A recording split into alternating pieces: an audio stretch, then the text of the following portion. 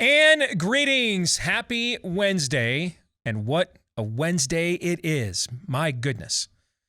An incredible amount of important things happening, and we're going to try to cover them all as best we can here today on the program. I'm Steve Deace. He's Todd Erzin, and he is Aaron McIntyre. You are you. Let us know what you think about what we think via the stevedeace.com inbox, which you can reach at steve@stevedeace.com. Last name again is Deace. Like us on Facebook. Follow us on Twitter at Steve Deace Show. And then look for us on places and platforms that don't try to censor us with their own agenda. You can find those when you look for Steve Deace on MeWe, Parler, Gab, and Getter. You can also find clips of the show that are both free to watch and free of censorship when you go to rumble.com/Steve Deace Show. Again, rumble.com/Steve Deace Show. And I want to remind you, the Christmas from COVID Stand, or a COVID Stand Christmas, our commemorative Christmas album parody, the entire video, you can watch it and not worry that it won't be there tomorrow because I got a bit of it in with the guy that owns Rumble, so I think we're going to be okay. All right. So rumble.com/Steve Deace Show. Again, that is rumble.com/Steve Deace Show. A lot going on here today, but let me begin by letting you know that I messed up yesterday and I apologize. Okay. So I was unaware that Built Bar had continued for an extra day the Cyber Monday 20% off. And a few of you emailed me and said, hey, I put in promo code DACE and it cost me more. Thanks for nothing. All right. So my bad. I was not aware of that. Mea culpa, maxima mea culpa. It's the Christmas season. Please forgive me, okay? The Cyber Monday sale is now done. So if you do go to Built Bar and get the absolute greatest protein bar of all time, use my last name, Deace, as your promo code. It is the most wonderful time of the year. And if you're wondering, hey, how do you cut down on just going way overboard? You know, how about a protein bar that tastes exactly, if not better, than a lot of the candy bars out there with phenomenal flavors that are out right now, like white chocolate cheesecake, blueberry muffin, coconut brownie chunk, etc. You want to get them all because they're all very good, and all of them covered in real chocolate, loaded with flavor, protein, not loaded with calories, carbs, and sugar. When you go to built.com, promo code DACE, DEACE, for built.com and use that promo code DACE to get 15% off at built.com. All right, coming up here today on the program, well, first I should let you know that I've taken this question for 5 years and you don't have to ask me any longer. This morning at 7 a.m. at Granite State Prison in Oklahoma, filming for the movie version of my 2016 book, A Nefarious Plot, about a demonic takeover of America, which doesn't look like fiction right now. Nope. Anybody? Okay. Anyway, filming began at 7 a.m. this morning. Are they just out filming the streets? No, there's just more showing of what's actually going on? There's more of a plan than that. I mean, and when you're filming in an active prison, you need to have a plan. Okay, so it's a little bit more meticulously planned than just random shots. But they could get away with it if need be, in a pinch. Right. My company's paying for the movie. I hope they're not doing random shots, all right? Otherwise, we'll be doing some random shots. To quote you know what I'm saying? Clark Griswold, see the plight, kids? It's yes, out there. Yeah, well, I mean, it's 5 o'clock somewhere if I find out they're just out there doing random shots, okay? But no, the film version of A Nefarious Plot began principal photography. Cameras rolled at 7 a.m. this morning. It is officially on. Any thoughts before we get on with the rest of the show? Man, we should be having like cigars and cocktails while doing the show. I mean, that's epic, dude. Congrats. It is. It's surreal to me. Like I still can't believe that we beat Ohio State last week and we're playing in Indianapolis Saturday, and I probably won't even believe it till I turn it on and see the game is on. Okay. What a week for the Daces. I know. Holy and cow. I don't, it's just surreal to me that this is going down. Next week, I am going to visit the set, so we will not be here live on Thursday and Friday next week, but you will get original shows, all right? We've already taped a couple of I guess we'll say contemporary evergreens to go into those days, knowing that it was going to be in this window somewhere that I'd take time off to visit the set and meet the cast and crew. So the family and I are heading down to when the production moves to the massive soundstage we've constructed there in downtown Oklahoma City for the majority of the film. We're going to go and visit the cast and the crew. Next Thursday and Friday, I'll be gone for that visit, but you will get original shows. But yes, filming begins after what happened the first, because I know you guys are asking me all kinds of casting questions. Here's all I can say right now. Nefarious is played by an Emmy Award-winning actor, and that's all I can say right now, okay? Here's why. Because we were supposed to film this movie almost 4 months ago. And you know, like you get those making of famous horror films, Poltergeist, The Omen, and The Exorcist, and they talk about all these things that went wrong and people got seriously ill and some, you know, have you ever seen any of those? And they're often scarier than the damn movies are, right? This happened to us actually back in August, including like near-death experience level COVID for both of our directors who were like in hospitals for like weeks. So we've just decided to make a decision internally. We want to get like a good week or two of actual dailies in the vault, all right? Before we jinx anything else, okay? Even though right now it looks like, you know what, Red Auerbach is, you know, it looks like the Celtics are up by 20 with 2 minutes to go.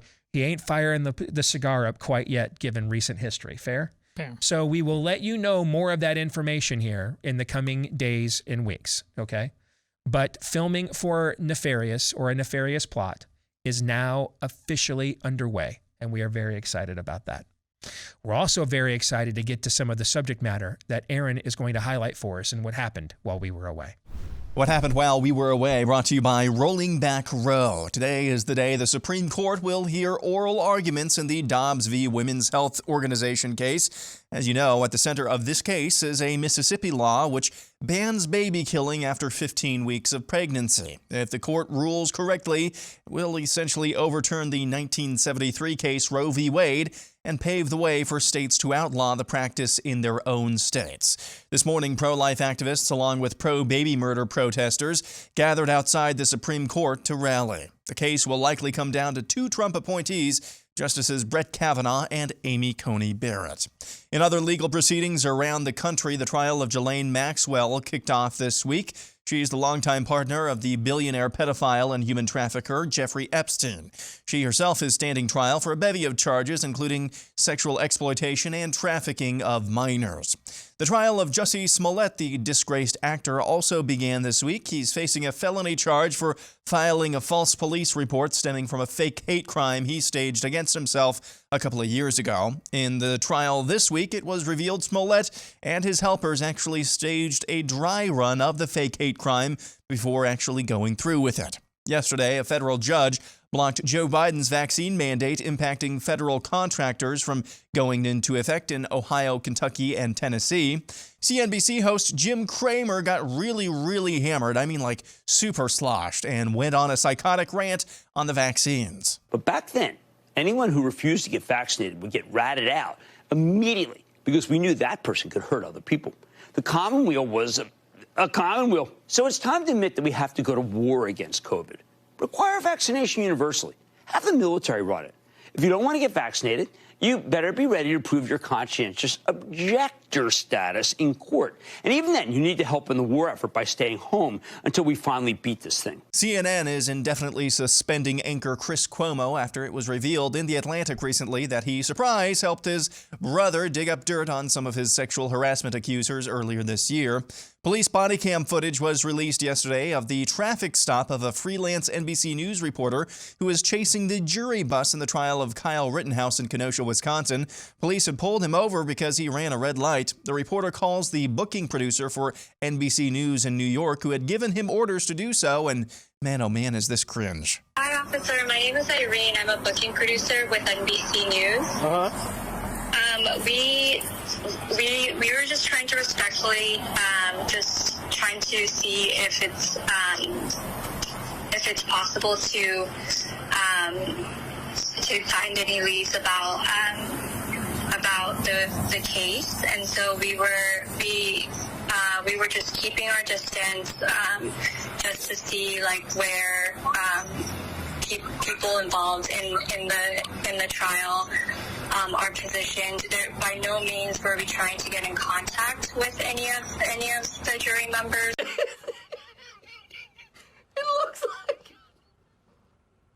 In Detroit, the superintendent of the largest public school district there had this to say recently. Our curriculum is deeply using critical race theory, especially in social studies, but you'll find it in English language arts and the other disciplines. We were very intentional about creating a curriculum, infusing materials, and embedding critical race theory within our curriculum. And finally, LeBron James, a vaccine slappy and defender of the Chinese Communist Party, has tested positive for the Wuhan coronavirus and is expected to miss several games. And that's what happened while we were away.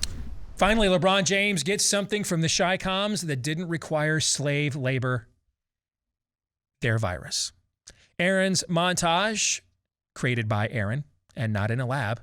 It is sponsored by our friends over at Omega XL. You know, you've got over 360 joints in your body, from your neck all the way down your vertebrae to your arms, your hips, knees, even your feet. That's a lot of places, especially as we get older, where inflammation can seep in.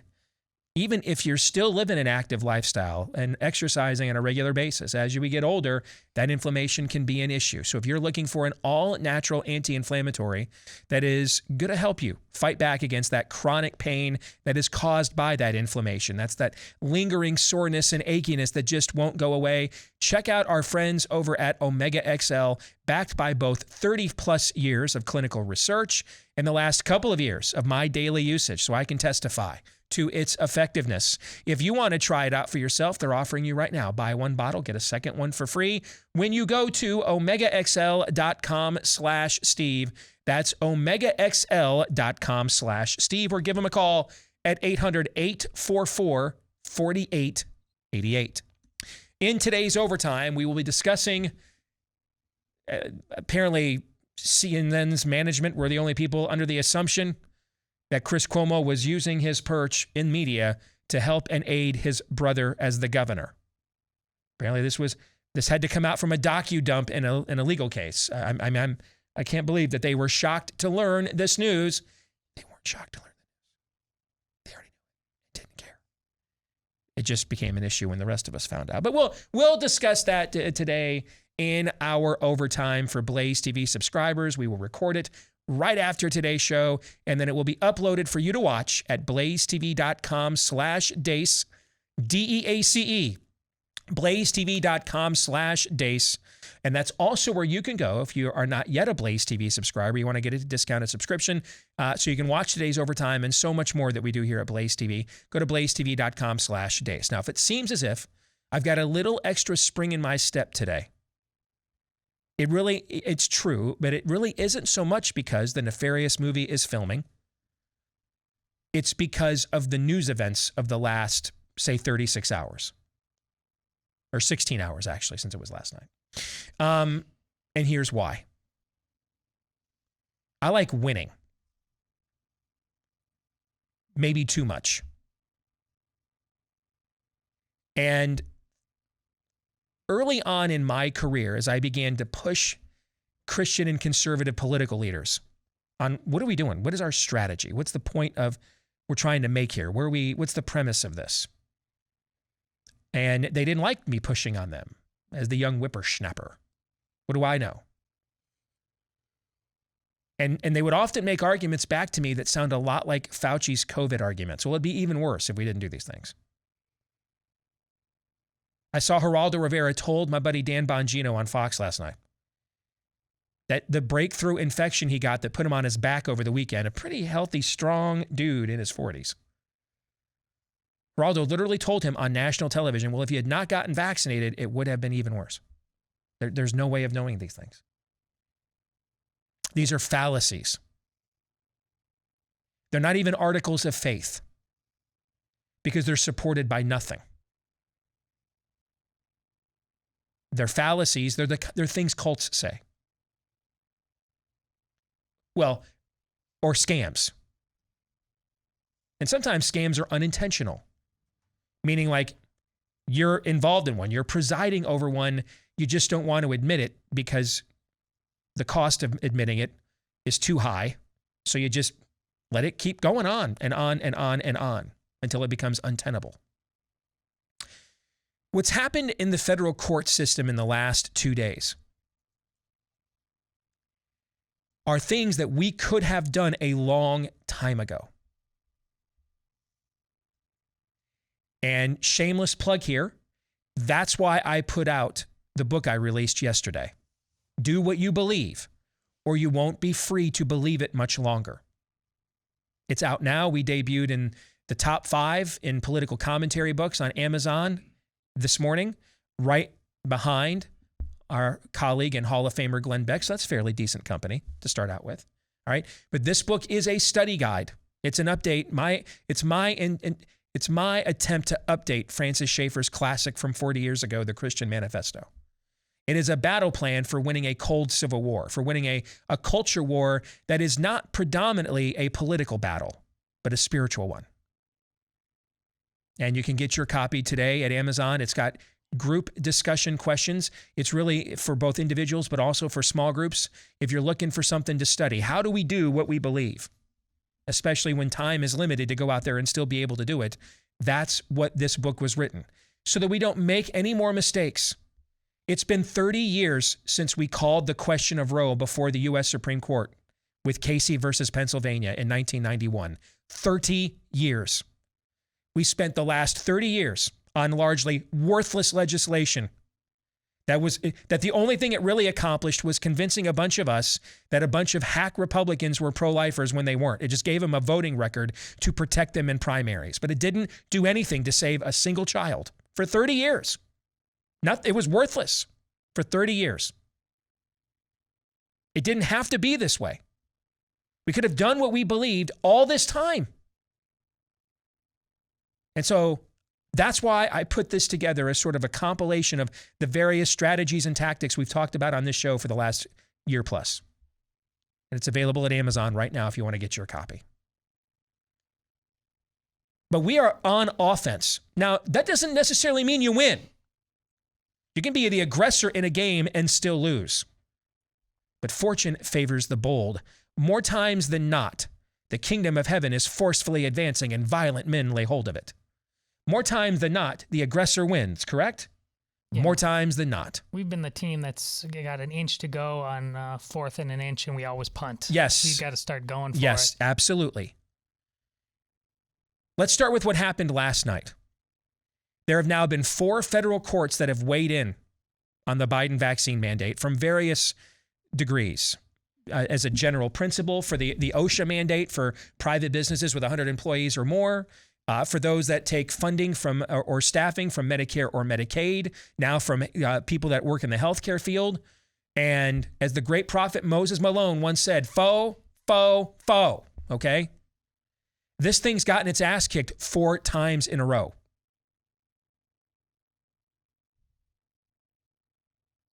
But here's the key to defeating it. Now, stick with me. This is going to seem paradoxical. The key to defeating this in the courts, we are beating it up. We are winning. But the key to defeating this in the courts is for the courts to understand this thing's going down whether they rule the right way or not. We can do this the easy way, where the courts provide their constitutionally enumerated role of a check and balance in defense of our God-given liberties and against overreach of the government that clearly violates the U.S. Constitution. That's the easy way. We can do it that way if you want. I think all of us here, even though the hard way might be a little fun, would still overall, with, kids in school and a business we run and, and a life we'd like to live, we'd still overall like to see this probably done the easy way, right? Yeah. Yeah. Oh, but boy, we're willing to go ahead and give you the hard way if you want it. What's the hard way look like? Mass defiance, mass disobedience, mass disruptions that disrupt supply chains. The economy, is the economy really in a good place to be further disrupted right now, do you think? It is not. It is not. Now we can fire up the shoot to thrill if you want and go and put and wear the Mark IV armor. We can do that if you want. And we will. We will not abide by this. We will not comply with this. And if it happens, you're Justin Hammer in that That's scenario. that's right. So yes, great analogy. Thank you. Judge so-and-so, if you decide you don't want to abide by the Constitution, cool. We're still going to. And we're the Constitution, and the Constitution is us, we the people, in order to form a more perfect union. This is for us, not for you. And it's about us, not about you. It's for us, but against you. It limits your power as a public servant, not Lord, servant, not black-robed master, servant. You don't really think the judges suddenly really found the law on No, all of I this? don't. No, I think they felt the heat. I felt the walls of these four, I'll bet you maybe one or two. Yeah, maybe some. But all four, nope. At least one of them's like, oh, bleep, man. Like, if we don't rule against this, they shut down, where was the place that got the ER shut down last week? The only one in the city because, right. you know what I'm saying? Yeah. We're going to see this all over the country. And winter's here. Yep. Yeah. We're going to render these things unenforceable. We could have done this all this time. We had even better numbers to do stuff like this 10, 15, 20 years ago. We still have the numbers to do it now. Do you know what kind of numbers we could have amassed 10, 15, 20 years ago? And snuffed this thing out before we even got to the idea of the worst violation of bodily autonomy in this country in 150 years. We could have done this all along. We could have said all along, cool, we ain't enforcing that. But cool story, bro. Appreciate it. By the way, you're impeached. But we had to be nice, Steve. Yeah, we had to be nice. We had to sit around, vote Republican every 2, 4, and 6 years and outsource the activism. And so here we are. This is why we've told you all this year the answer is us. And please, I don't need the Jesus jukes. Guys, I get it. If you've listened to 5 seconds of this show and you don't think we understand the theological preeminence at work here, then maybe your listening skills aren't very good. Are we getting some nicer than Jesus Yeah, stuff? yeah. Well, it's really it's Christ and not. I don't need your slogans. I get that. Okay? That's a given. You still have to move. You still have to move.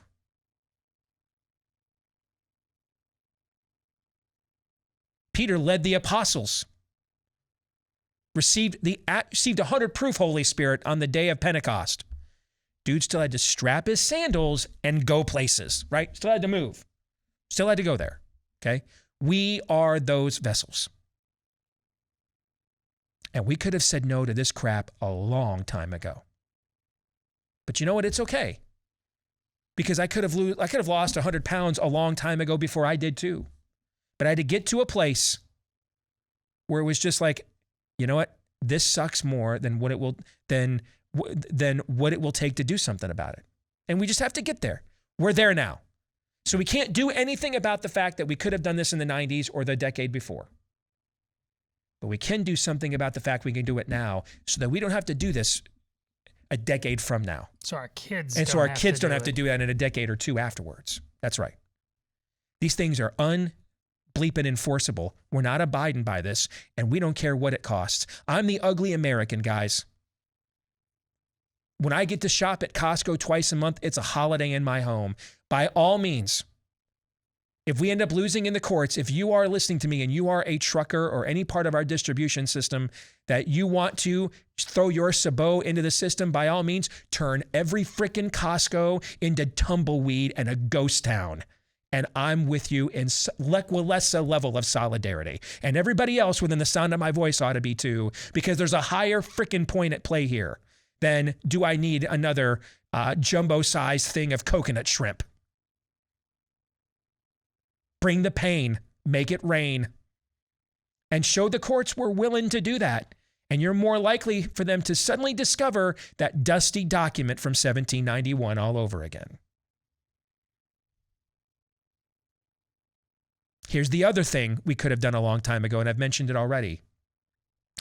Today is the first day we have called to question Roe at the U.S. Supreme Court, to provoke it, to push it, to prompt it. and its preeminence.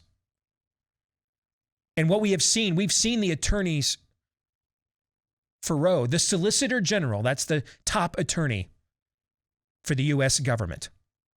The Solicitor General stood up today and was forced to admit that he would have argued against overturning Plessy versus Ferguson, the separate but equal, because they tried to make the case, it's a precedent, you can't overturn it. And the Judge Kavanaugh, who I cannot friggin' believe asked that question, but there is a sovereign God. He was like, so there are like, no, there's no precedents ever. Make Dred Scott great again. Yes, yes. It should be no shock that they wouldn't have overturned Dred Scott or Plessy versus Ferguson, because it's the same worldview. We just changed victims and terms. It's that they're inhabited by the same evil worldview. And what you're watching up there today is there's no good arguments for this, and there never were. The only good argument is, I just want to commit murder when I want to. That's the only argument. That's all it's ever been. That's why it's demonic levels of seething and screeching when you threaten to take it away. That's why there is no reasoning. It's below and beyond reason. It's absence of reason. It's bloodlust, apocalypto, druid level zealotry. It's Aztecian. It's barbaric, it's savage, it's, well, pagan. We could have done this on the largest stage of the U.S. Supreme Court 20 years ago, 10 years ago, 15 years ago, 25 years ago. We waited 30 years to finally begin crafting legislation that provoked this. Now, again, we can't do anything about the sorry-ass leadership that has that on their resume. But we can do it now. We might still lose this case. We lost Dred Scott, by the way. People forget that. Dred Scott lost. But boy, forcing that question on that stage, forcing the U.S. Supreme Court to look a man in the eye and say, because of the color of your skin, you're not a man. Did that dissipate? Or did that amplify the abolition movement all the more? It amplified. It amplified it, because now we've got clarity. The talking points and slogans are gone. Oh, you're just racists. Or cowards. Or cowards. Oh, you're just baby killers or cowards. We have run as a movement from this clarity for decades. Bring the clarity. The truth is our friend. How about we let it out every now and then? Let it have its day. The truth is its own reward. So for the last 36 hours, amidst all this darkness that makes us think the nefarious movie is either now a docudrama or nonfiction, we have come here, and what a great and ultimate time of year for it to occur. The first day of December, when many of your Advent calendars will begin. When truth arrived incarnate on earth, put its foot down on this plane, cried out in the night as a little child, as a toddler, as a baby. We now are coming to a place of clarity. This vaccine mandate is going down. We can do this the easy way, and I think we'd all prefer that. Oh, but we will enjoy and absolutely entertain you if you decide the hard way is the route we will take. And we'll find out just how low one dementia-riddled president's approval rating can go when everything's disrupted when I go to the store now. And now, finally, all the rhetoric is all gone, and they're just forced to admit at the U.S. Supreme Court, we just want to kill those kids. Let's not waste the next 30 years if we're privileged enough to be given them. So if you're a homeowner, you have homeowner's insurance because you don't want an event like a fire, a flood, a burglary. I mean, statistically, these things are unlikely, but they're not impossible. And should you be one of the unlikely victims of any of those things, you don't want it to ruin you financially. That's why you go ahead and get the insurance. Well, another thing that's unlikely but not impossible is what's called home title theft. And the feds have been warning for the last few years. It is one of the fastest growing cyber crimes in the country right now. And it's really raging now because I think I just read yesterday, home values are up 19% over this time a year ago. And so now they're scouring online databases looking for high equity homes with their titles online. They forge your signature on, an event like a quitclaim deed or something similar to make it look like you have sold your home to them so they can now begin taking out loans against your equity. And often you don't find out about it until that kind of voicemail or email you never want to receive or snail mail ends up arriving. And then you've got to spend money out of your own pocket to prove that you were the one that the fraud was committed against. You're not the one actually committing the fraud here. Don't let that happen to you. Get an ally with our friends at Home Title Lock. Register your address at HomeTitleLock.com. Find out if you're already a victim or been tampered and you just weren't aware. And then while you're there, get 30 free days of protection with the promo code RADIO at HomeTitleLock.com. That's the promo code RADIO at HomeTitleLock.com. All right, let's get to one of our favorite segments of the week. It is a Wednesday staple. It is called Buy, Sell, or Hold. Aaron, with some help from you in the audience, who we kidding? Most of it comes from you in the audience. You will pick a series of topics or lists, subject matters that you want Todd and I to determine, are we buying that? Are we selling that? Might even offer you up a valid reason why that is the case. However, because it is the holiday season, and it is better to give than to receive, there will be no penalty for using a singular hold. We won't give you unlimited holds. Humbug. Okay, but there will be no penalty. Not even Lindsey Graham and his orifices or his attachment to yours will get to ruin the Christmas season. Fair? No matter how hard you just tried in that last 30 seconds. Nice. So you get one free hold because it's a Christmas miracle. Aaron? We will begin with Indy. Here we come. That win last week for Michigan only means something if they can take care of business versus Iowa. Oh, I think that's a total sell. I think that's a total sell. I mean, I think, frankly, I think there'll be a bigger television audience for Michigan and Ohio State than there will be for the Big Ten championship game on Saturday night. I wouldn't be surprised if that ended up being the most watched game. Maybe Alabama and Georgia will approach that here this weekend. But I wouldn't be surprised. It's annually one of the 2 or 3 most watched games in the country. I think it will be disappointing that they missed an opportunity to win a championship for sure. Okay. But I'm going to tell you right now, I've already watched the game 3 times. The only thing losing Saturday night does is it just means I'll watch it 15 more times this offseason because I don't have another game that I'll also want to rewatch. All right. I mean, I want to win the game Saturday night very, very badly. We haven't won a championship in 15 years. And I think when you look at the teams that are up for the national championship this year, I think we actually have a legitimate shot because none of these teams have that explosive Trevor Lawrence, Justin Fields, Tua Tagovailoa level of offense this year where you can play really good and then they just, run you off the field. I mean, Georgia really plays football a lot like we do, just with better recruiting classes. And I think we're the more explosive team against somebody like a Cincinnati or an Oklahoma State. If we were to play them, and if Alabama, we were to play them, I mean, what's Alabama's biggest weakness this year? Can't protect the quarterback. What's the best thing we do better than anybody in the country probably? Pressure the hell out of your quarterback. All right. So this actually seems like a year where we might be able to get one of these natties because there's not that explosive offense out there rolling everybody. But even if we were to lose Saturday night, I'll be disappointed. But it won't take anything away from what last Saturday meant to me whatsoever.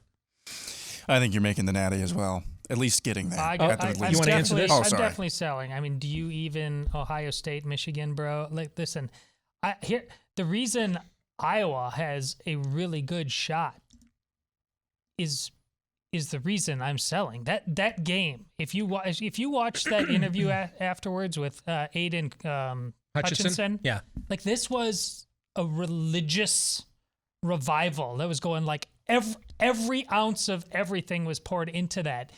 It's going to be tough. It's going to be really, and it will be for any team to come back. I agree. and now win 3 more games this season, not because it's a call to looking at yourself and say, guys, I don't care what happens, no matter what. You could tell it was in that locker room. It's a rare thing and it's a beautiful thing. We're not losing today. It's like Miracle on Ice stuff. Mm-hmm. And it's a good analogy because that was not the gold medal game against the Soviet Union. Right. So, they had to come back and play Finland, who's also great, and they were behind in the third period of that game. So the game had so much meaning that it's going to be very, very hard for Michigan to win 3 more games. I agree with that. I think this will actually be the toughest of them because of from the standpoint of what you just said. If we lose in these other 2 games, those are just going to be the other team was just better because you're playing the other elite teams that year.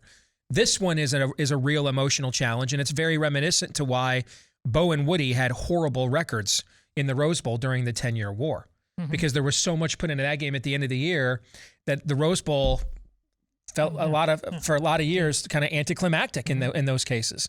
Now, the one thing I am grateful for, I mean, the team we're playing, I obviously watch them quite a bit because I live here, and but the one thing I'm grateful for, if Iowa had even a C.J. Beathard level of quarterback, let alone a Drew Tate, Ricky Stanzi guy, this would be the kind of game where I could see them getting up like 10-0 real quick. And then you start seeing does Michigan panic a little bit and get out of its game plan, and then you get another turnover or 2, and then you kind of lose possession leverage in the game, right? Iowa's quarterback, and you'll attest to this, Aaron.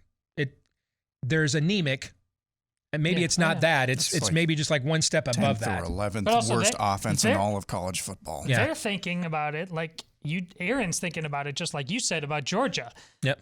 You did a great thing against Ohio State, but this Michigan team isn't a great team. By the same standard you'd went with Georgia. Neither is Ohio State. They're it's a really good team, but they're not great transcendent college football I don't teams. think we know yet who is a great transcendent college football team, and I think the next few weeks will likely determine that. I just don't think okay?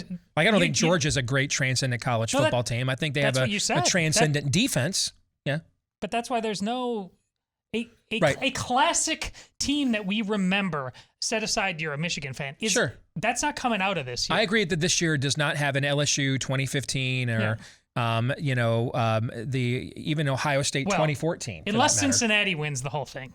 That's well, then you're good at. I mean, that's the Cinderella story of Cinderella stories. You're right. But what the biggest hope that I have for Saturday night is that because Iowa's quarterback situation is so anemic, that we can actually go into the game, and even if our traditional game plan takes a while to get going, I don't see them.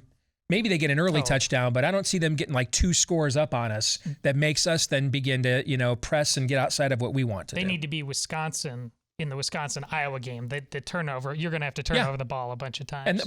And by the way, what's been I mean, that's been Iowa's MO all year is they have lived off of those, right? Yeah. Thank you for leading with that question. I, for one, am just happy to be here. Iowa hasn't been to the Big Ten championship game in 6 years. We've never been there. Yeah. Even though we have more championships than anybody, we've not been there yet. What's funny, the last time you won the Big Ten championship, who did you tie with? We shared with Iowa. And the last 2 times you've been ranked number 2, who did you lose to? We lost to Iowa in 1985, that 1-2 game, and against Iowa in 2016 in that night game. I just think this is a season of exercising demons. Well, we did it. We hadn't won in Madison in 20 years. We hadn't beaten Ohio State in a meaningful game in 20 years. And then the way you won the Penn State game, I just think it's a year of exercising demons for Michigan football. I hope so. Let's move on. Truth over Vax. I'm a big fan of exorcisms. Says, on the 12 days of Christmas, on the 12 days of lockdown, my true lords gave to me 12 nurses dancing, 11 beaches closing, 10 red states spreading, 9 Karens screeching, 8 faces freezing, 7 kidneys failing, 6 Joes deworming, 5 double masks, 4 nasal swabs, 3 false tests, 2 China bats, and a leaky and deadly vaccine. That's brilliant. I mean, dude, you should actually, if your wife like cross stitches, I mean, or that should be like, on Etsy or something, and you should be selling that. I mean, that's incredible how good that is. Let all the angels blow their trumpets. Yes, absolutely, dude. That's a homily. That's very well done. Very well done. We had several submissions like this. I think we were inspired by the Very COVID Christmas by Pericarditis. Remember we had the Branch Covidian hymnal back around Easter. Yeah. Here's Aaron Reali with another submission for that. The tune is Christ the Lord is risen today. Get your latest jab today, Pfizer and Moderna. Instead of hallelujah. Yeah, Gotcha. Okay. hallelujah. Yeah, okay. Endless boosters here to say Pfizer and Moderna. Seek ye not alternative means Pfizer and Moderna.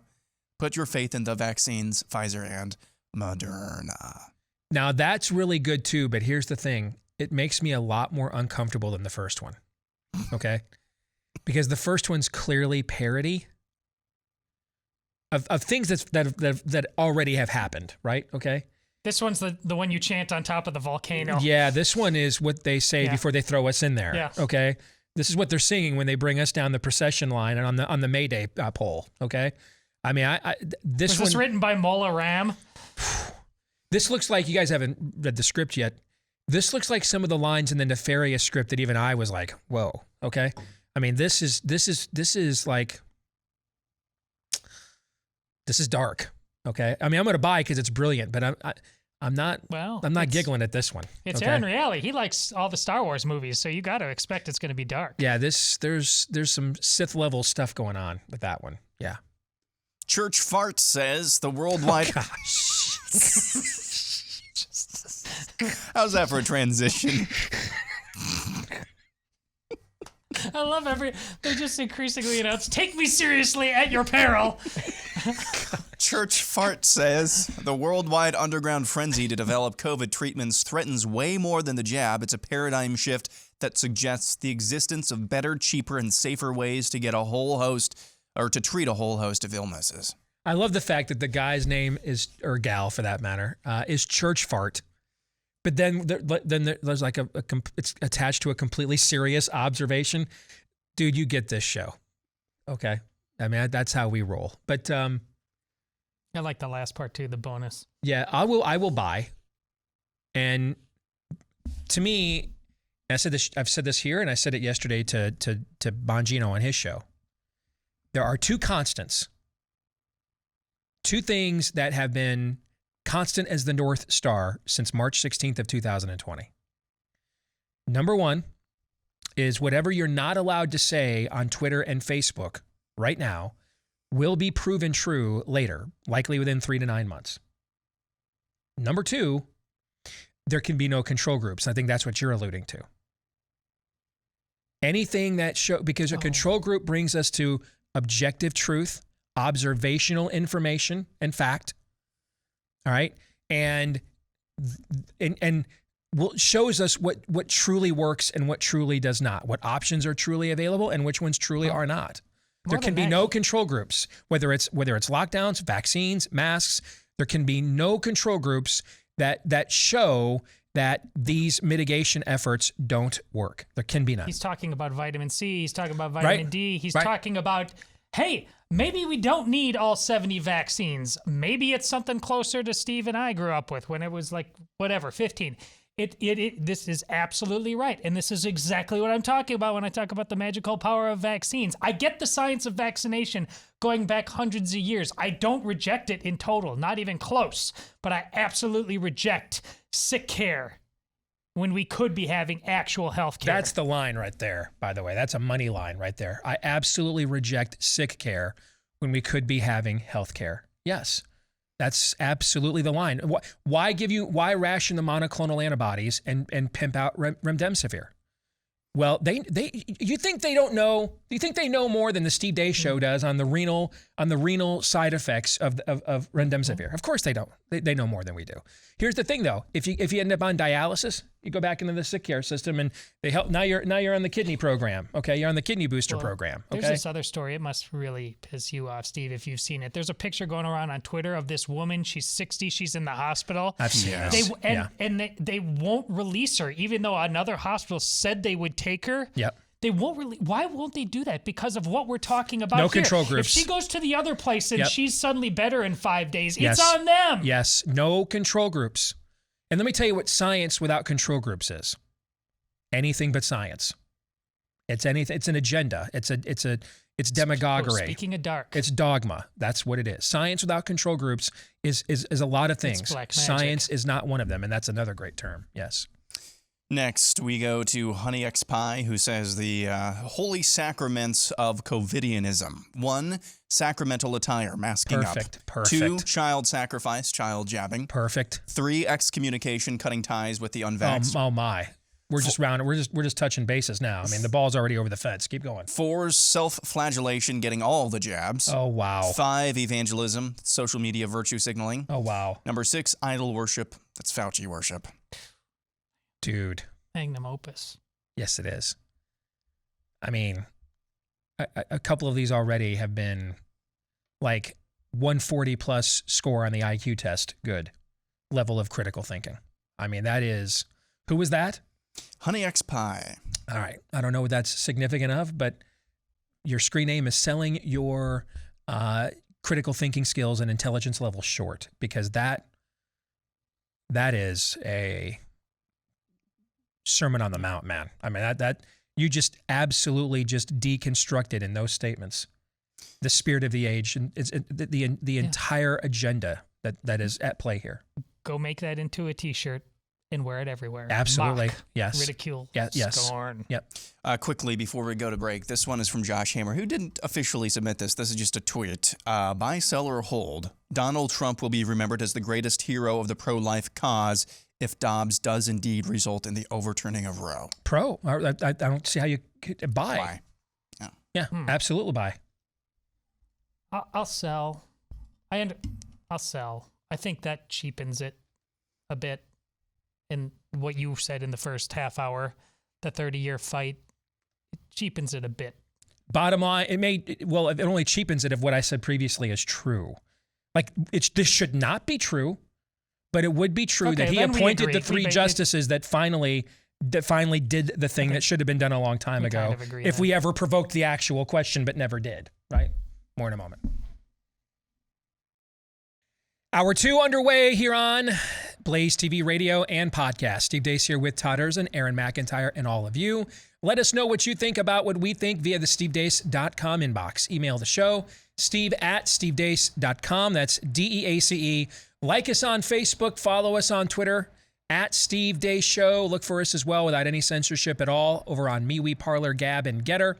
Get clips of the show that are free of censorship too and free to watch when you go to rumble.com/Steve Deace Show. Again, rumble.com/Steve Deace Show. And if you are a podcast listener, thank you. If you haven't had a chance to do this for us yet, please leave us a 5-star review and hit subscribe or follow, whatever applies to wherever you podcast from. Because the more of you that do that, particularly over on iTunes, the more it helps the show to continue to grow. And so we thank all of you that have done those things for us already. Thank each and every one of you. Let's get to part 2 of Buy, Sell, or Hold, brought to you by our friends over at Keeps. All right, you don't have to go through the stressing out over your male pattern baldness and receding hairline anymore, because Keeps, there's a reason why they've got more 5-star reviews than anybody else. And it's because, first of all, the cost. They offer the generic versions of the leading FDA-approved hair loss treatments, so you save money that way. Then there's the convenience. It's all done online. Snap a few pics of your hair and then answer some questions from a licensed physician who will then give you the right regimen for your hair loss. But then there's the third thing. Another half off on your first order to get you started. So everyday savings, everyday convenience, and then extra special savings on your first order when you go to keeps.com/grow, KEEPS, for keeps.com/grow. Aaron. Let's go next to John Hensley, who says after the winter COVID surge in the north and cases begin waning in the spring, the Biden administration will declare victory over COVID and use it as its cornerstone for the 2022 midterms. Sell. You go first. We've been down this road before. It seems logical. It seems like it's got to happen sooner or later. We're dealing with a cult. It's not going to suddenly wisen up and declare victory. We don't use that term just for flourish. That's not what cults do. The term cult, you mean? Yes. Yeah, you're correct. We're using, on this show, I can't speak for everybody else. Yes. But we don't use it for flourish. We use it clinically. Yes. All right? We are clinically applying that term as a diagnosis of psychosis and behavior and belief. Correct. I am with him. I think that we would have seen this already. Yeah, because it's obvious. There are any number of off-ramps that they could Yes. have taken Yes, they over could the have. last 2 And- years, Right. beginning with the ceasing of testing for And all everyone. three of us, Yes. to various degrees, and Aaron said it, we've all thought, you've calculated how regular politics works. Yep. Sooner or later, never did. Because politics, economics, every science has a natural law, okay? But when you're on when they are inhabited by things that are unnatural, it's not that the natural law is no longer in effect. It's flaunted. The flaunting of the natural law is the thing, or as Todd likes to say, the lie is There the it thing. is. The flaunting of the natural law is the thing. That's the end of the means. That's the goal, is to flaunt it, is to desecrate it. And it's very clear as they continue to do things, everything that this administration is cornered by right now is of their own devising. They could have re-ramped up domestic oil production. Instead, they unleashed, 500 barrels from the strategic oil preserve. None of these are things that at least with Trump. This is a great point. At least with Trump, and yes, I'm never taken back that he was one of the people that made the dumbest, worst management decision in all of human history. But that happened to him. That was not of his own accord. That was organically. It happened to him. They are doing these things to themselves. Right. This is exactly right. Nothing has happened organically. Nothing has. They choose to keep spending money. They choose to keep printing money. They choose to not ramp up domestic oil production. They've done this all to themselves. That's why they don't even really care about losing this midterm election. Their results are about something other than the game Yes. we think we've all been playing. I mean, they had a meeting at the White House last night as 2 federal courts within an hour. Mm-hmm. Within an hour. One of them placing a universal injunction on this. 2 federal courts within an hour pimp slapped them on this mandate. And as this is going on, they are meeting at the White House last night about how to stop people from traveling.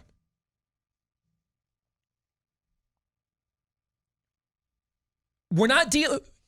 There's a clip that you guys tweeted out, and I just tweeted it as well. It's abortion protesters taking abortifacient drugs outside the Supreme Court. Laughing, cheering. Yes, this is absent of any reason.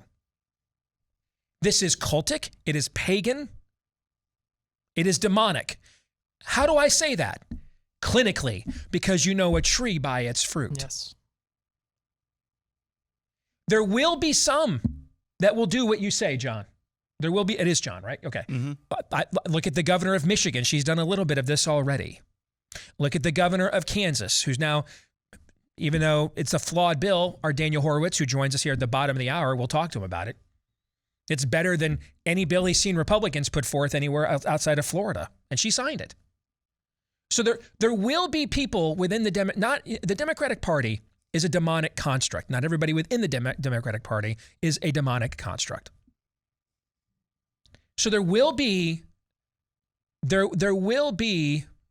I say, a remnant of Democrats who are just like, I can't get it. I got to win. I can't get annihilated like this. That will happen in pockets. But from a Are they the ones running the party? But they're not the ones running the party. They're not sitting in the most powerful office in the world. Systemically, on an institutional level, that will not occur. Because on a systemic institutional level, that political party is a demonic construct. It has been given over to its own depraved and debased mind. And again, as Todd put it, I'm not saying this for flourish or for effect or for clicks. I'm a fruit inspector. I'm just looking at the fruit on the tree, man. And it's rotten, and it's not Marxist or social. Let me rephrase that. It is those things.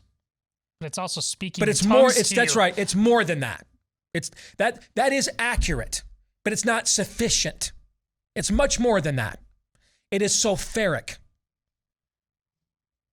That wasn't Anthony Fauci over the weekend, man. That was Anthony Hopkins as Anthony Fauci, if you know what I'm saying. Yeah. That was a friggin' sociopath, guys. All the polish, the charm, the likability we saw so much last year that even a lot of our colleagues in this industry were still bedeviled by, no pun intended. While we were out there prompting and asking questions, hey, are we actually looking at what this guy's saying and doing or just how he's saying it, right? Mm-hmm. All that is gone now, man. I mean, the wolf has taken off the sheepskin. He's just showing up at Little Red Riding Hood's front door now and saying, "Hey, how you like those? How you like those fangs? What do you think of those teeth? Want to hop in?" No. This level of evil will not be tethered to some form of a natural mechanism. It's going to have to literally be cast out. Let me put it this way. 1600 Pennsylvania Avenue, guys, is haunted. Haunted. It is a haunted house. They knew all these poll numbers before they came out publicly. Don't care. They could have why do they poll constantly and know the numbers before we do? So they can get out in front of it and do something about it. Did they do any of that? I saw there's another poll out today from Trafalgar, 29% approval amongst independents. You're talking 75 House seats next year with an approval rating like that. You're talking, I mean, that's not an election, it's a cleansing. Any self-awareness? Visit. How about visiting some of those kids in the hospital at Waukesha? Could the president maybe do that? They got some hair he could at least sniff. Could he just go sniff some hair of those kids in the hospital in Waukesha? Could he do that? Nope. No, guys. They hate you. They hate us. They hate what we believe, and they hate what this country is about. It's not much different than what Green Berets ran into on Guadalcanal, what tank divisions ran into in North Africa, or the Tet Offensive on a rice paddy. That level of disdain for the belief system here that we're trying to conserve. And they're only restrained by the fact that there is an ability to occupy political institutions in order to wield them peaceably as weapons of war so that they don't have to hijack planes and fly them into towers. That's the only difference. They have agency. Muhammad Atta did not.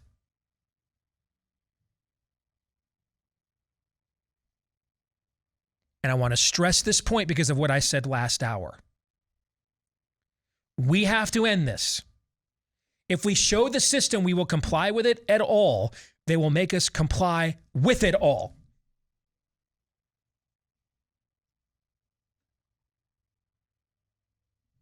No. My name is no.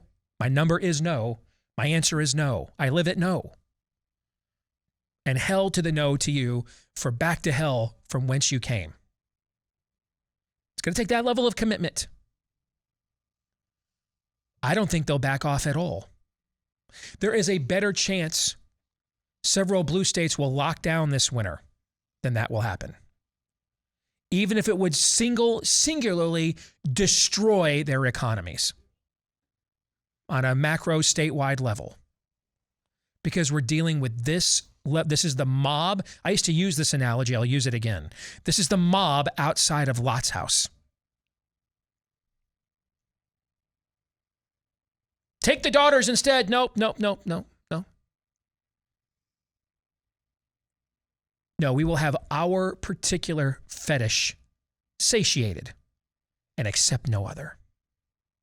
That's what cults do. Because that is what cults do. They don't care about you out there other than hating you, thinking you're small, but they're not listening to your whims, your concerns, or anything else. And this is why if you're Jason Whitlock, you're not black. And if you're Dave Rubin, you're not gay. Because the cult is groupthink. And if you dare to think for yourselves, then you lose whatever previous favored victims cherished citizenship status you were previously granted. You have now lost it by daring to think for yourself. And along these lines, be ready. If the glory of just winning this decision here, if we win it with what's it's called, Dobbs, excuse me. Yes. But you, with that great light is going to come immediately a scream from hell like you've never heard No before. doubt. Be ready. It's not a coincidence that they were plotting out how to commit more actions that would also lose even worse at the courts, as they were losing at the courts, because this is a desecration. That's it. This is what it is. They desecrate your Virgin Mary statue outside of your parish. They desecrate your cross outside of your church. You go out that morning and wipe it all off, and the next day there's a worse one there. And you know what makes them stop doing it? When the deacons and elders start standing guard over those facilities and saying, I'm your Huckleberry. Yeah. Suddenly they don't show up anymore. But that's what it's going to take. That level of defiance. They will not go away naturally because this is unnatural. To get Orwell, the war is not meant to be won. It is meant to be continuous. Yes. So they're never going to declare a victory until you're on your knees. Token white man says COVID-19 could have been well on the way to burning itself out by now, like the first SARS, had it not been for the irrational rush to vaccinate the world in the middle of a pandemic with a leaky vaccine. Bye. I will buy as well, although at the very least, if we had not locked down all of these healthy immune systems last year. Okay. But I will buy that as well. Yes. Next, Tyler Morgan says, starting in 2022, Nick Saban will still win more national titles at Alabama than Chip Kelly at LSU and Lincoln Riley at USC combined. So toss I out think all you mean the... Brian Kelly, by the way. Chip Kelly's the UCLA coach. Brian That's Kelly. okay. Yeah. Brian Kelly at the LSU and Lincoln Riley at USC combined. So we're tossing out all the natties that Saban has already won. I'll sell. I think the margin for error in the SEC is beyond slim. Brian Kelly, I think it's fascinating. Brian Kelly bolted on his program to take the job in the tougher league. To me, that's the guy who took Notre Dame to 3 championship games and got waxed all 3 times by basically Southern recruiting that he can't do at Notre Dame. He's like, well, screw that, dude. I'm going to go get LSU, where I just got to get a guy with a high school diploma and a 2.0, and, I will get all those players. And I think you saw Lincoln Riley do, like, Oklahoma's not the program that I thought it was, where we could just own one league and get to the playoff every year. I'll go to USC where we can do it out there. Okay. And you look at the talent bases that both Brian Kelly and Lincoln Riley are going to have. And for Lincoln Riley, you won't see any more Bryce Youngs going to Alabama anymore. They will stay home. You just saw it. A lot of these quarterbacks have been California kids, like Bryce Young at Alabama. I totally disagree with this. Also, you have Nick Saban's age, man. He's pushing 70 here, guys. So, sell. I will narrowly sell, but I think this is more head-to-head. I think this is basically USC versus Alabama. There's not that long a window. I don't know. How long? Is he coaching 5 more years, Saban? He's not a young man at anymore. the most. Yeah. Kelly is 60. And that's the and Kelly's, listen, and plus I also need to, I will be rooting against LSU. Here's the problem. Let that be a reason. Yeah. Because the other reason is not a good one. The last 3 coaches that went to LSU won national championships, and their names are Ed Orgeron and Les Miles, and nobody thinks those guys, are Bill Walsh, okay, or Lavelle Edwards devising offenses that revolutionized the game, or Darryl Royal for 30 years. All right, so if Ed Orgeron and Les Miles can win national championships, sure as hell, Hall of Fame coaches like Brian Kelly can go there and win one. I think the issue is that this thing is becoming, and here's the other thing, now that we're going to expand the playoff, the talent's going to get democratized like what we see in college basketball. Because now I don't have to go and ride the pine at a school for 2 years because only 4 teams are getting in. Now 12 teams are going to do with a 12-team playoff. Michigan's going to be able to go to every recruit and say, we're going to be in the playoff basically every year, just like Ohio State. LSU can say the same thing, okay? So I think it's far more likely none of these guys wins a national championship what I was gonna say than before. one guy dominates the other one. That's what I was going to say before. It's also, if we get there in time, and we might not, but yes, it will become harder for him based on the system. Next, we go to Wet Bandit, who says Twitter will massively purge most of Team Reality from the platform within the next 3 to 6 months. I'm going to sell only because one of my big predictions this year was this was already going to have occurred. Okay? These are still publicly traded companies. And in the next 3 to 6 months, I think it's going to become even more apparent that there's going to be some new marshals and sheriffs in town over at the U.S. Congress, if you know what I'm saying. Mm-hmm. It's going to be different people hosting the subcommittee meetings than were hosting them before, right? And these are publicly traded companies. And I could foresee a scenario where they're far more accountable than the Democratic Party believes that it is, I guess is what I'm trying to say. That even if Twitter is a construct of the spirit of the age, every one of the people that are buying its shares on Wall Street, they aren't. This is an investment, all right? You start purging people, and now you've got a new Congress in a year, and they're out there holding meetings about, your licensing and what does that do to a stock price? I'll tell you what that level of uncertainty does. It friggin' collapses it, is what it does. So I think whatever they do will be more subtle maybe than you think because of that. So I will sell. I'll buy. Cults do what cults do. How often do cults though have shareholders? Publicly traded cults aren't typically publicly traded companies. How many of those shareholders are cultists as well? I guess we'll find out then, won't we? Yeah. Chuck Gregory says Michigan football makes the national championship game but loses badly to Georgia. I mean, define badly, but I could see that.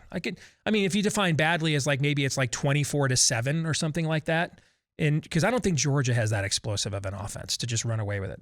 But I could see that. I mean, if that's badly to you, then okay, I could buy that. I answered this with my initial analysis at the start of the segment. All right, moving on to Let's Go Brandon, who says Brian Kelly will be in the playoffs within his first 2 seasons with LSU. Oh, that's an easy buy because they're going to expand the playoff, and he's going to have a top 5 roster next year in terms of high school recruiting. So buy.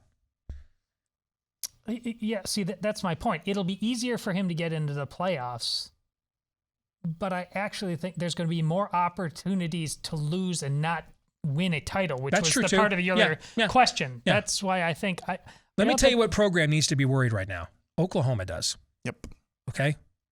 Texas is already weakened. It's averaged 7 wins in the last decade. Texas is already going into this arrangement weakened. Oklahoma's beginning to look going into the SEC like Nebraska looked going into the Big Ten. What's your natural recruiting base? What's your brand?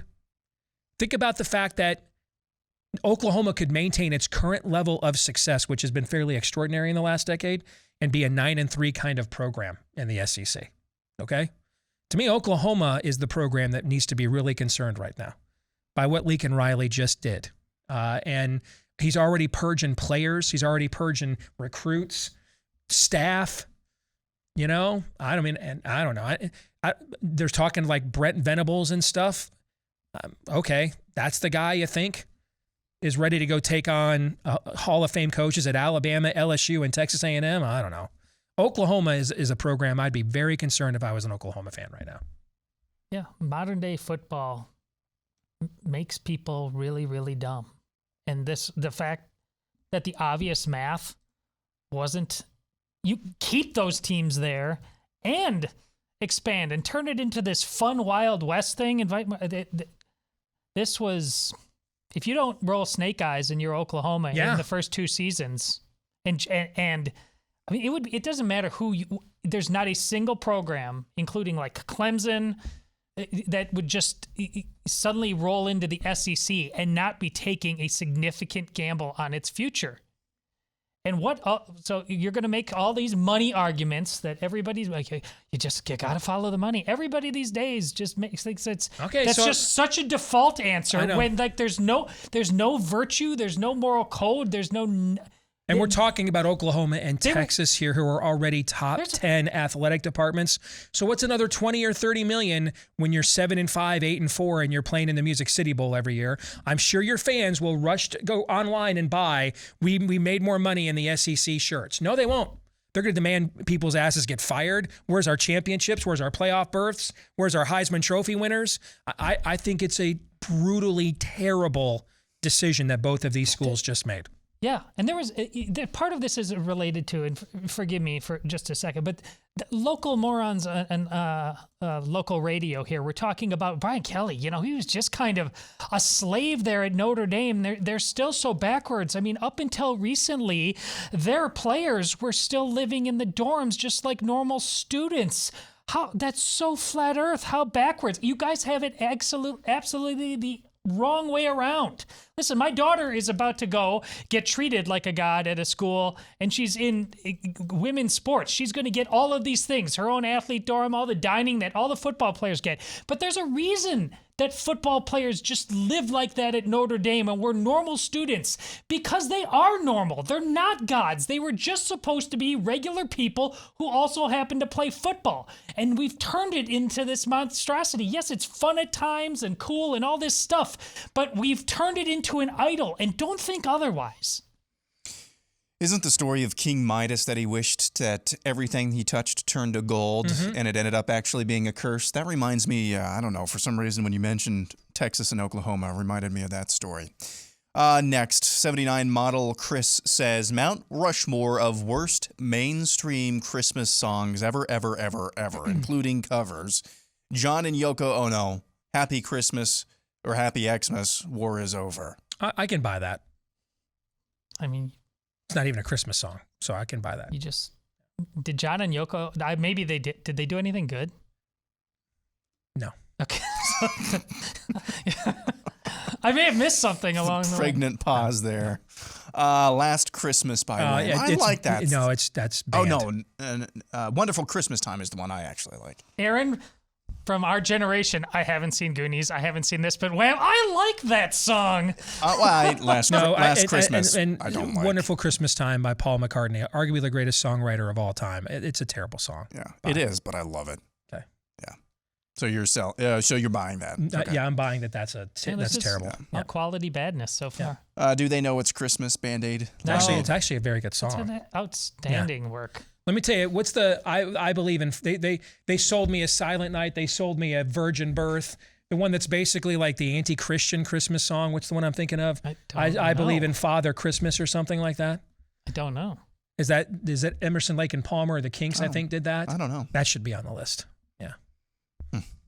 Next, Marshall Goodnow says, George Lucas accidentally nailed our current political situation in the Star Wars prequels. I have no idea what he's talking about. This is open for interpretation and critical thinking. I absolutely think there's a lot of there's the storyline. Yeah. The broad storyline is not only fine. It's so all basically right there. what he's claiming is that we were led into believing parochial, political, or military issues were really at play, when really it was deep, dark, spiritual malevolence that was really at the heart of this the entire time. We all sit here pulling our hair out like, why did these movies suck? Because there is greatness there, easy greatness. That's a good one to end it on. Hey, did you know even an okay credit score can cost you a lot over the course of a 30-year loan, like up to $100,000. So if you are doing a refi right now or taking advantage of the mortgage market by getting a new home, make sure before you apply, because yes, rates are record low, but don't you want to find out just how low of that record rate you could get? We wanted to. We wanted to see if we can get an obscenely low rate. So we went to ScoreMaster to find out exactly where we were at with our credit situation and why, and then exactly where we needed to go to get to where we wanted to be to get that obscenely low rate for the refi that we did earlier this year. ScoreMaster empowers you with the information that belongs to you, that the banks and your lenders tend to hold over you. And then when they let you see it, it's even hard to decipher. What does it mean? They lay it all out for you so simple, even I could understand it. All right. Takes just minutes to enroll. See your plus points, get more points, qualify for the lowest loan rates that are out there when you visit scoremaster.com/Steve. Again, that's scoremaster.com/Steve to get started today at scoremaster.com/Steve. Might have time for maybe one more. One more quick one. Okay. Mini Bomber says Omicron is going to be set up as the scapegoat or fall guy for the leaky vax. So, because of what I said earlier. Exactly. I think that we will increasingly see even mainstream scientists call this a leaky vaccine, like we saw the breakthrough, no pun intended, on the origin of the virus? Yes. But do I believe your anointed medical experts under the guise of the Biden White House will ever go here? Oh, no. No. They would go to the gallows at Nuremberg claiming that they saved all your lives with this leaky vax. Okay? Really quick, our old friend Alexander Rogers, who used to ask questions, he got a hold of me within the last 24 he's in Twitter jail now, but in the last 24 hours, his small child had a freak accident at home and is in the hospital. He got a hold of me through other means and asked for our prayers. So please, everybody out there in your charity, please pray for Alexander's little boy. No. Do we know how serious it is? It's bad. Is it bad? Yeah. Sorry, Alex. That's terrible. We'll come back. Daniel Horowitz will join us here in a moment. So if you've been to the store recently, you may have seen inflation is really hammering your wallet, pocketbook when it comes to meat. Excellent time to check out our friends over at Moink. They deliver grass-fed, grass-finished beef and lamb, pastured pork and chicken, wild-caught Alaskan salmon direct to your door from family farms all over the country that operate independent of big ag. These are animals that are raised outdoors, fish that swim wild in the ocean, meat that is free of antibiotics, hormones, sugars, and some of the other stuff that you may find in prepackaged meat at the store aisle. And it was founded by 8th-generation farmers. They were featured on Shark Tank. That's kind of how they got their first big break. And they guarantee that you're going to be so happy that you got hooked up with Moink. All right. Right now, you can join the Moink movement today. Go to Moinkbox, M-O-I-N-K, moinkbox.com/Steve right now and get a free beef for a year. Free beef for a year right now. When you go to moinkbox.com/Steve, again, Moinkbox, M-O-I-N-K. They'll get you started at moinkbox.com/Steve with free beef for a year. You can't beat that at moinkbox.com/Steve. All right, let's get to it. The weekly prophet of woe and lamentation, Daniel Horowitz joining us here. Good to see you, brother. Hope you guys had a great Thanksgiving. How you been? Steve, no rest for the weary here. Like right after the break, man, is this a week? What a week. It is a week. And I made a point at the top of the show I want to get your reaction to. You know, we've had a theme on our program this year, and we kind of have a theme every year on the show. And our theme this year on the show has been The Answer Is Us. And when you look at now, we've had 4 federal courts weigh in on Biden's attempt at the worst violation of bodily autonomy in this country in 150 years. And they're 0 for 4. And I think part of this also that's driving this, I don't think a bunch of judges just realized, oh, hey, we got a constitution. I think they're recognizing the defiance of this is high.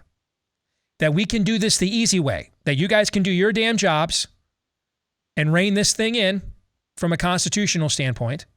Or we'll do it the hard way. And you'll see supply chain disruptions and economic disruptions and healthcare disruptions, the likes of which no other previous generation of Americans have seen since we became a modern society.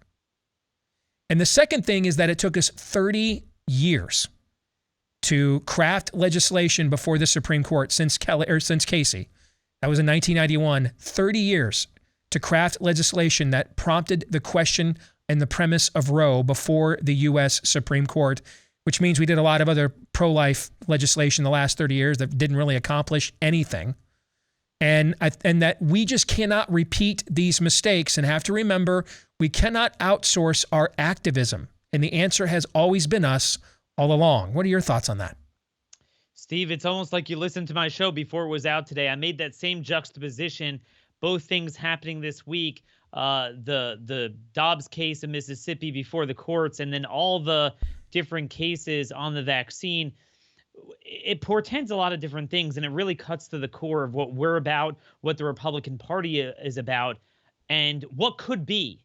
It doesn't have to be this way. We don't have to be in the position we're in. Obviously, I don't believe in judicial supremacism. I think we should always have asserted that the courts don't have the final say. But even if you play within the court sandbox, that you got to get a court ruling and the court's everything, I've always said that the Democrat judges, obviously, it's whatever their outcome is, that's the law. The Republican judges, even the better ones that recognize truly where the Constitution and statute is, they will not act and cast the first stone against a major priority of the left if you don't build a political movement, multi-state line, where you're serious about it, you actually mean it, the state governors, attorneys general, legislatures are getting together, this is what we're doing, we're not having any of this, they'll follow. But if you outsource it to them, they will not do it. And we saw that last year with the mask. No one was really fighting it in a meaningful way, and no court bid at it. And we started to see with the vaccine, the first vaccine cases, we were losing all of them. But finally, we got a modicum of political opposition and cultural opposition to it, and it's growing. It's not where we would want it to be, but it's there. Mm-hmm. You're starting to, the legal, so to speak, which is really political, just follows it. And it's the same thing with the life issue. We don't know exactly where this is going to head, but at a minimum, it's almost for sure that we're going to uphold a 15-week abortion ban at a minimum, even if it doesn't overturn Roe completely. Like you said, it took 30 years, something that simple, because this is the only issue, maybe with guns as well, where we actually coalesced a movement and we made it that Republicans, to a certain extent, have to indulge it, and indulge it across state lines everywhere, to a point where, we got to take this up. Imagine if we did this on immigration cases, all the horrible criminal justice cases, on Obergefell, many other things. But again, the Obergefell is even more egregious from a constitutional standpoint than Roe. They will never bite at that because there's no movement. It's all political. It's not this narrow, looking at a document. No one's like that except for Clarence Thomas and a few others, in some of the lower courts. But most of the Republican judges, they will follow the politics. Now, if the elites oppose something, but there's a significant amount of the public / political organs in enough states fighting it, they'll go along with it. And it just tells you, Steve, you look at our success on the life issue and on guns, and then you look at COVID fascism, you look at crime, you look at illegal immigration, you look at so many other issues. It just doesn't have to be that way. Well, one of the things is this is where our own idolatry of partisanship has done us in. We didn't do this for 30 years because we crafted legislation that would make a bunch of hackneyed Republicans qualify as pro-life as an incumbent protection racket. Because we practice access-based politics instead of leverage-based politics. See, on the lefties understand the Democratic Party is a means to an end, not the means and ends unto themselves. That's why they control the agenda over there. That's why even when they're facing 29% approval ratings this morning amongst independents, no one's fretting, no one's thinking about what do we got to moderate on, what do we got to give in on. Nope, they're going to follow their agenda all the way through because they're trying to win an argument with history, not win the next election cycle. What's happened here is that the failure of the Republican Party has forced us to take more matters into our own hands. We outsourced our activism for decades and thought we just had to vote Republican every 2, 4, 6, 8 years, and that would save America. And I think we have finally figured out, at least some of us have, en masse, that dog ain't going to hunt, and that we're going to have to do something a lot more provocative and confrontational than passive-aggressively voting in November.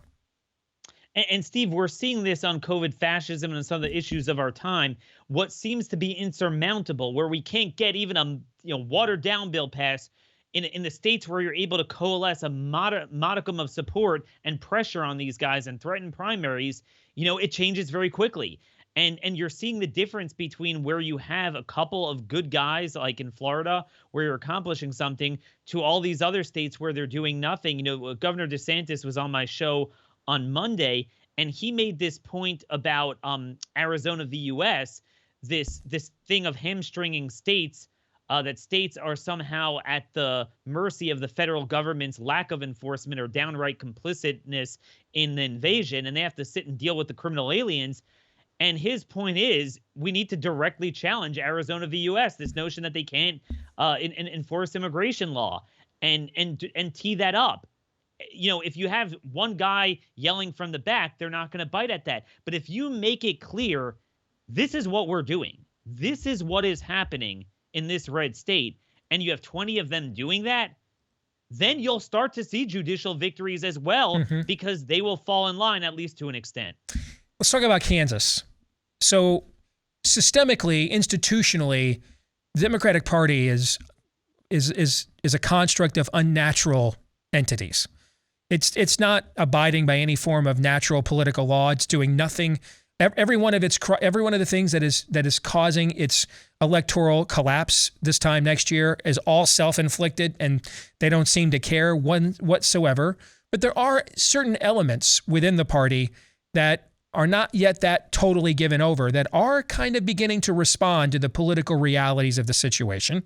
Kansas is one of them. What's going on there with the Democratic governor? Sure. Well, I mean, obviously, this is why it's so important to understand the difference between a red state and a blue state. The Republicans are just as bad as the Democrats on most of the issues that matter, but at least the landscape makes it that you have a potential to pressure the people. And so the funny thing is, you have these states with deep 5-1 majorities in the legislature, Republican governors, and if that Republican governor is against you, it's like you're done until the next primary, hopefully.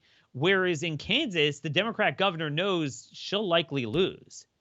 And so she has gone along with a bill, it didn't completely ban the mandate, but it made them accept religious exemptions without question. And I don't think there were any significant exceptions to that. That was better than what all but 5 states where you have Republican governors passed. And most of them didn't pass anything and downright oppose it. I mean, I've had legislators tell me that their leadership privately is like, why are these guys not getting these shots? What's wrong with them? They are totally on the other side. I mean, they are completely bought into Fauciism. Completely, every bit of it. Every bit of it. There is, on the issue of our lifetime, on the issue of the settlement of this continent, that will define our life, liberty, and property in its most literal sense, Republicans are in the same area as the Democrats are. But if you assert yourself upon them and they know that you have the potential majority, like in Kansas, to boot them out, it makes a difference. The question is, will we take our own destiny in our own hands? So 3 months from now, because we have to understand, last night, while they lost not once but twice in federal court within an hour, they were having a meeting at the White House last night about how to try to impose even stricter COVID travel bans. That also will probably get creamed and crushed, but that's the level of zealotry that we're up against, right? So let's go past the holidays and let's get to second week of January. Where are things at? Well, second week of January is the crossroads. Those are the most important legislative sessions in our lifetime. Will they be the same as they are every year, where they do absolutely nothing? Or will we have a state rebellion on the issues that matter and the way they matter and at the time they matter? The problem we're always having is that even when Republicans come around, it's always a day late and a dollar short. So they were against shutting down schools when that was no longer the issue, against lockdowns when it was no longer the issue, maybe even somewhat against masks now, depending on who and where, when it's not the predominant issue. And, now the thing is, the vaccines are failing and they can't miss that. The booster thing was to hold them over, give them a little bit more time to distract people. They have another play going on with this contrived variant when the existing Pfizer enhanced Delta is 100 times worse and is killing a ton of people. And that's really what should scare people, and they need early treatment for that. So that's kind of bizarre that they're deflecting from that.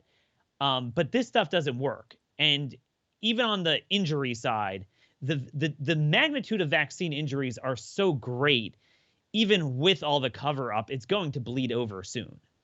So the point is, my fear is that by then Republicans will be, yeah, we're not going to have mandates. We're not going to have mandates.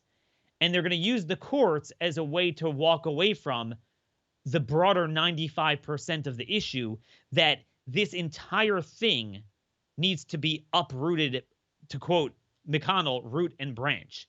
We need constitutional amendments in every state affirming a right to bodily integrity to be secure in your person from any forced, coerced government therapeutic or procedure against your body. Okay, that needs to be put in there, and most states, they have the ability to actually easily pass that. If Republicans would be Republicans, you'd put it on the ballot.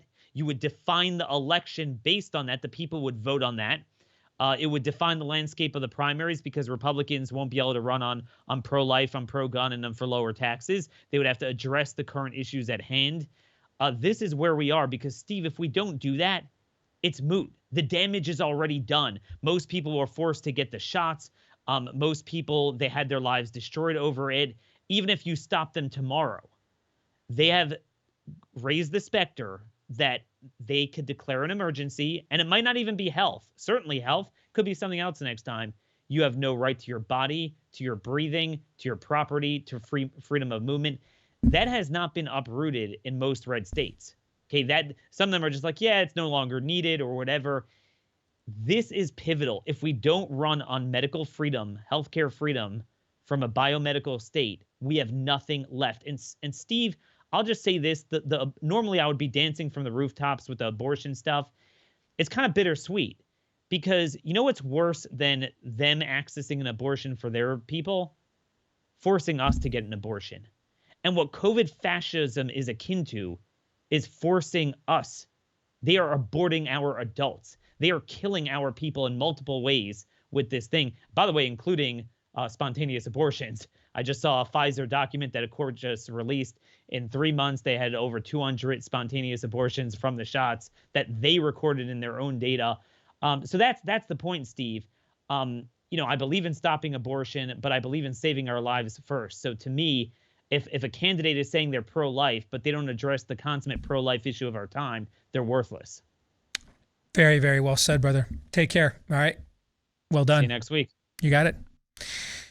Hey, if you want to get involved in the real estate market during these unprecedented times, make sure you go in with a real estate agent that you can trust. And it's just this easy to find one. Go to the website, realestateagentsitrust.com, a company started by Glenn Beck and some of his associates who, unfortunately, ran into real estate agents they found out too late they could not trust. And that's why they thought this was necessary, because they didn't want the same fate to happen to you. So just about anywhere you want to move from or to in the continental U.S., we can probably help you find on this website a real estate agent that you can trust. Again, that's at realestateagentsitrust.com. Head to the website, realestateagentsitrust.com. Any final thoughts? That last thing he said there about normally I'd being rejoicing, it really dovetails nicely with what we talked about. What about momentous ruling? If it goes the way we pray it goes, but get ready for what happens afterwards, because it's coming one way or the other. Don't let bodily autonomy, COVID fascism turn into the next pro-life thing for the next 40 years. Stop on bodily autonomy with exceptions. Yeah. Yes. All right. We'll come back again tomorrow, noon to 2 Eastern. Until then, John 3:17.